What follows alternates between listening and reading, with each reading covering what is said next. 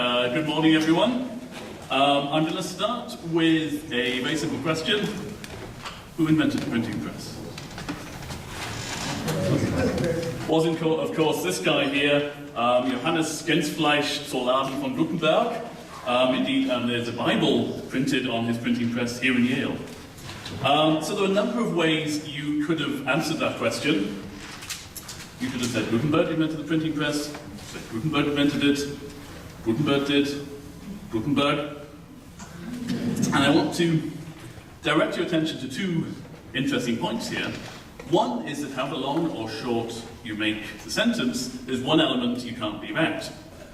The other point I want to make is that that element tends to be prosodically marked in these English sentences. And we can think about why that might be. So if we consider the contrasting alternatives, to use a term from the previous talk, the wrong answers people might have given: Franklin invented the printing press, Stevenson, Turing, etc. There may be more genuine competitors in China, incidentally. We will note that there is one item here which does not overlap with those alternatives. That's Gutenberg. And if someone were to prosodically mark a different element in the sentence, as in Gutenberg invented the printing press, Gutenberg invented the printing press, I think, although these are perfectly grammatical sentences in English, we'd feel that these were not really felicitous. These are not good answers to the question that was posed. There's something special in this case about this element, Gutenberg, and this has been termed the critical element. If you want to know the answer, that's the part you don't want to miss in order to get the meaning. And I'm going to give a very sort of simple and very broad definition of focus, ignoring various complexities and distinctions that could be made, as a grammatical system for marking such critical elements.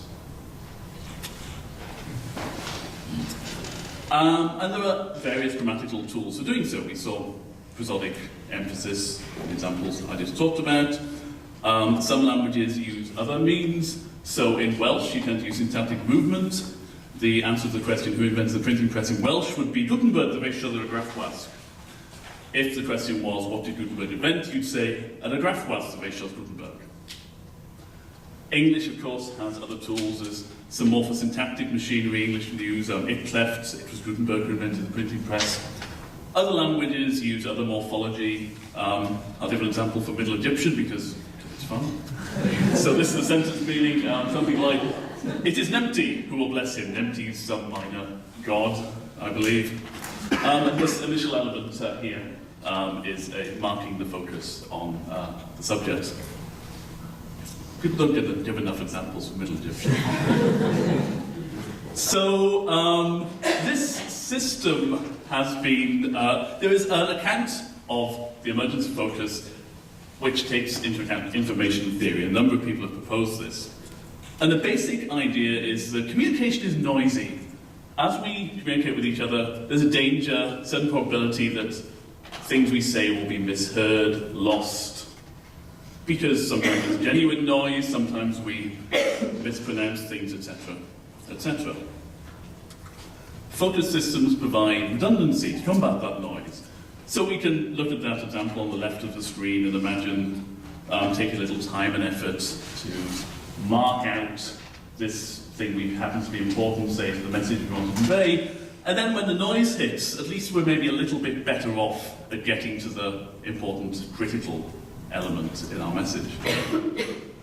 And we see some examples of ways that focus systems in natural language provide redundancy to combat noise. But there are pressures against applying redundancy indiscriminately.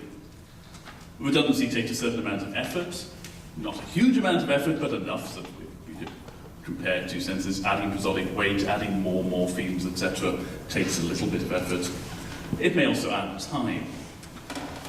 And the claim I want to make is that basically focus systems are a way of satisfying these constraints, that we've evolved grammatical systems for doing quite a good job of preserving critical information, critical elements within these constraints.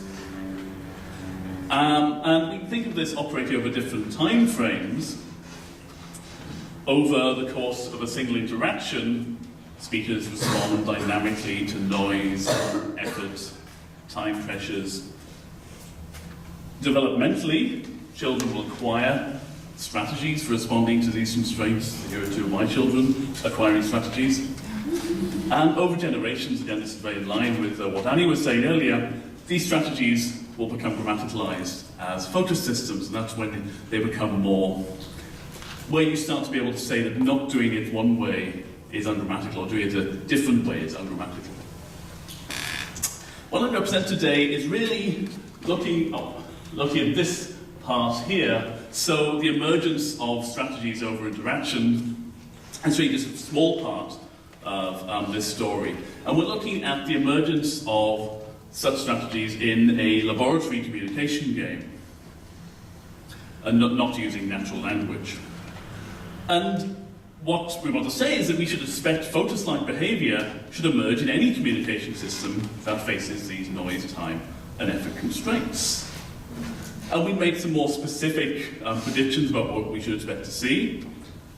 That message length should vary according to these pressures. We'll just say more or less. That when these pressures are high, we should expect prominence to be pushed on these critical elements. More effort is going to be put into preserving those elements, if you like. But that because these elements are there to preserve communication, we should expect communicative accuracy should remain relatively constant, provided the pressures don't get so bad that you simply can't communicate. So we conducted experiments with pairs of participants sitting in separate cubicles. And if you're familiar with this kind of approach, you may be expecting this to be a very challenging communication game where people have to devise a whole new system from scratch or learn some system. And this is often very, very difficult, challenging. Sometimes participants don't succeed. This study is not quite like that. In this case, we chose a very trivial communication game, so that communication itself would not be in itself difficult, but we would put pressures on it that would make it more or less challenging. So the participants took turns as sender and receiver. If you were the sender, you'd see a screen like this, where you have these two line figures, a number of different line figures, and all you had to do was communicate to the receiver the highlighted line figure here. And you do that by clicking on cells in the grid to the right. When you're done, time limit run out, the timer started once you've made your first click. You have as long as you want to think about it before you clicked. Then that message would be sent to the receiver. So, and the receiver would then see something like this. And as you can see, it's sufficient in every case, and you can hopefully satisfy yourself that this is always going to be the case, to simply click on one cell to communicate which line they should pick. In this case, it is, of course, picture A. That's the only line that passes through this cell. Since it's a very, very easy communication game, the receiver would then click on the right one and so on, and then they'd be sender. So we manipulated a few different things. First of all, we manipulated the sender's effort. So in the high effort conditions, the sender would have to click 15 times in a cell for it to be sent. Low effort, it would only take 5 clicks. We also manipulated noise. So in the effort conditions, if you click 15 times or 5 times, depending on the condition, you know that cell will be sent to the other person. It's reliable. In the noise conditions, there's a certain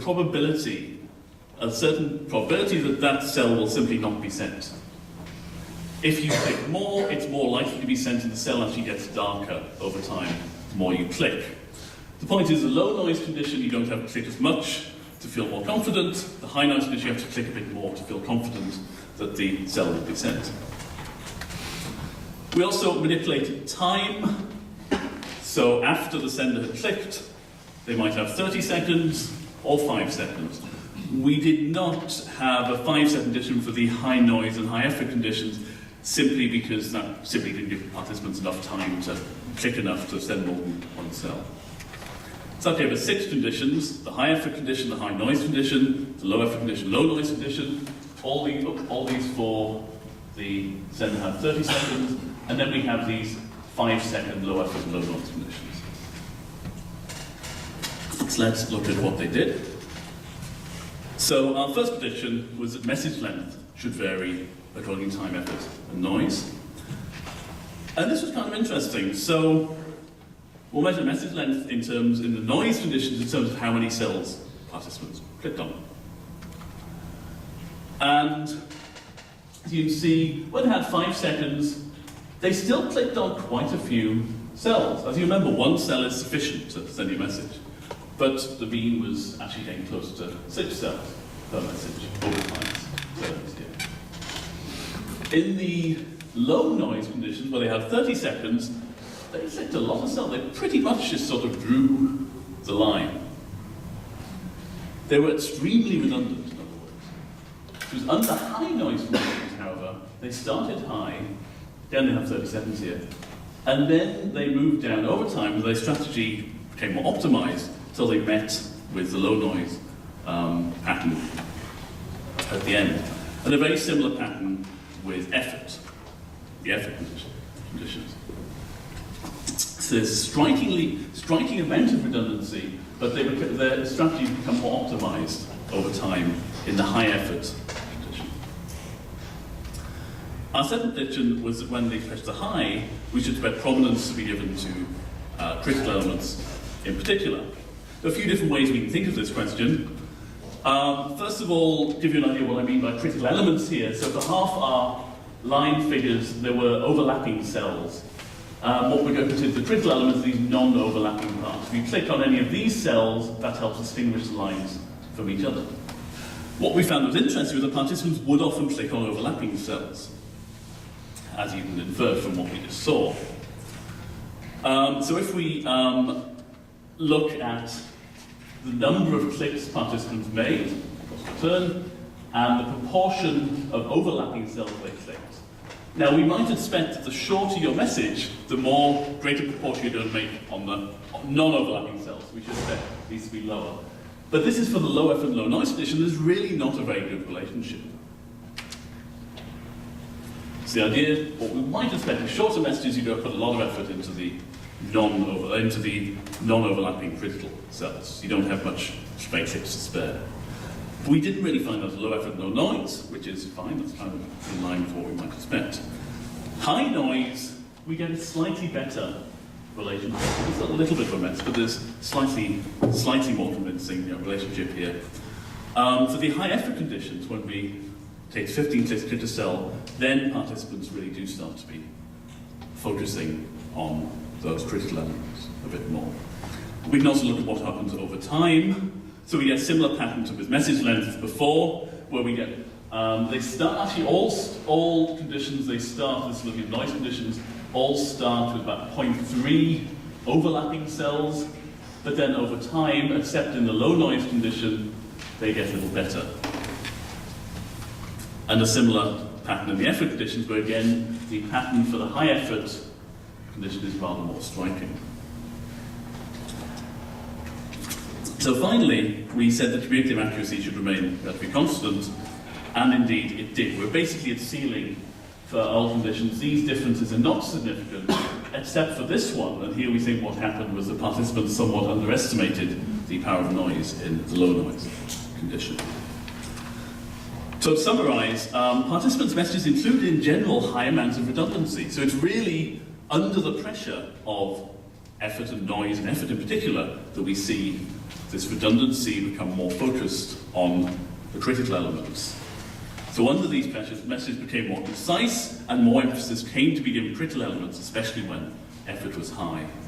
The strategies improved over time under effort and noise pressures, and cumulative accuracy remained very good. And this is, as I say, relatively just kind of start of what might, we hope, will turn to a larger project. And the next step, I guess, would be to see what happens as we transmit over generations and see whether we get these systems become more optimized over that kind of timescale. Thank you.